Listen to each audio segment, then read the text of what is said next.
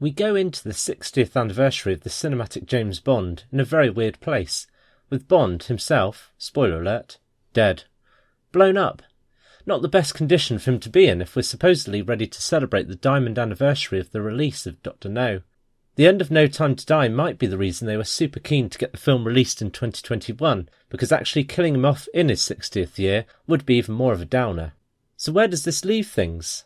Well, first things first, the literary incarnation, which is celebrating 70 years since he was first committed to typewriter by his creator, is looking better than ever. A new book, With a Mind to Kill, is due to be released on the 26th of May, the third and potentially last instalment by Anthony Horowitz. The novel places Bond as the prime suspect in the murder of M. Having produced stories at various stages in Bond's career, this is set to continue on from Fleming's final novel. And not necessarily featuring Bond himself, but featuring the same literary universe, Kim Sherwood will be releasing the first in a trilogy of books delving into the work of the other 00 agents, due for release in September. The video game world of Bond has been a little dire as of late. The last release was way back in 2012 for the 50th anniversary with the very poorly reviewed 007 Legends.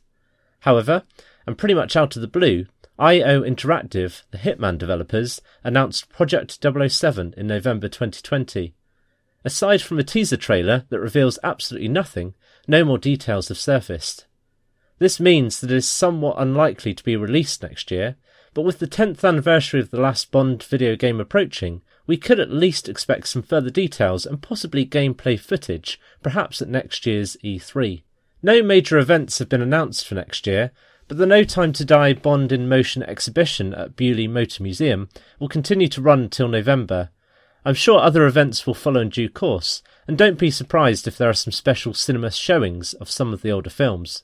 Merchandising is also looking a bit lacklustre at the moment. Very little has been announced so far, but I would expect to see the re-release of the films on Blu-ray and most likely 4K UHD as well. Corgi won't be far away with the special anniversary edition of the DB5, and I hope to see more Funko Pops appearing next year too. No doubt there'll be some more pricey anniversary collectibles too, no doubt including a new watch. With the introduction of the 007 store, they're getting more and more bold with their merchandising now, so I expect more to come. The 60th anniversary logo was revealed earlier in the year, alongside the official 2022 calendar. A notebook also features this new logo and leans heavily on the Dr. No coloured dots motif. This is a simple yet strong design which has become more prominent in the last few months, not least in No Time to Die, with the dots dancing around the screen before the opening titles begin. The notebook obviously features them, as does a pocket square that featured in the Bond Advent Calendar. The official 007 social media pages also played with this design to deliver their Christmas wishes. With this callback to the very first film in the series, along with the more classic design for the official logo, does this give us a hint as to the intentions of the Bond producers going forward?